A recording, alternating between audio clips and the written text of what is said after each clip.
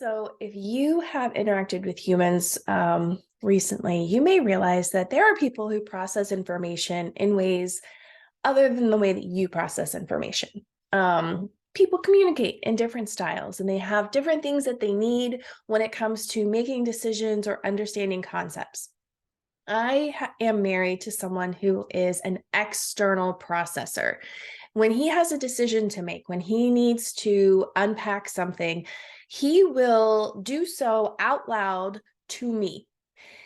As someone who does not process externally, I don't understand usually right away when this starts happening. And so I just am like, okay, let's just get to the finish line here. Like, what's the conclusion? I don't need all this other information. Like, I don't need to know how you got to the decision. Just what did you decide? But he can't tell me. He hasn't gotten there yet. He doesn't know yet. And so my job is to manage my face and listen attentively and hold space for him to process this information and come to the decision that he's going to make. As a leader, we have to recognize the differences in information processing and communication styles in the people we lead. And this applies to individuals on our team, but also within teams and departments within our organization. So, one of the common pain points I work with companies on is tensions between sales and finance. Sales teams and finance team people tend not, this is more of a guideline than a rule, but they tend to have a lot of communication challenges. Salespeople are oftentimes extroverts.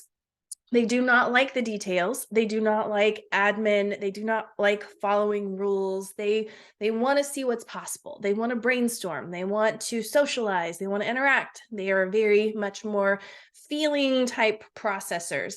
Finance team, they tend to be, they do tend to also be relational, but they are much more detailed. They edit and they bring you the conclusions. They love agendas and they love SOPs and structure. And so they process information in different ways. When it comes to your business, you may already believe and understand the value of over communicating. And over communicating is key here, but it doesn't just mean saying something a whole bunch of times. When it comes to over communicating, you don't just say it louder, you don't just say it more, you don't repeat yourself. You need to communicate in ways that are dynamic, as dynamic as your team is, not just the way that you think it needs to be communicated. So what this means is you have a new idea, you're going to roll it out. You write it out, you do the processing for yourself, whether you're an editor or not, that you are concise in what it is you're going to communicate. You start there. Perhaps you make a video to also talk through it where you use examples, anecdotes, visual aids.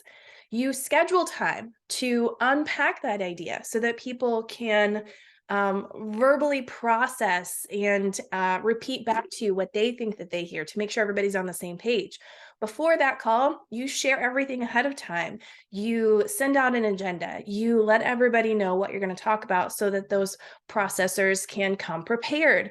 When it's time for the call, you have chat, you leverage chat because some people are more written, some people are more verbal, some people are more comfortable communicating after the call and say, hey, I would love to know what you thought. Maybe send me a message, a Slack message afterwards, whatever that looks like.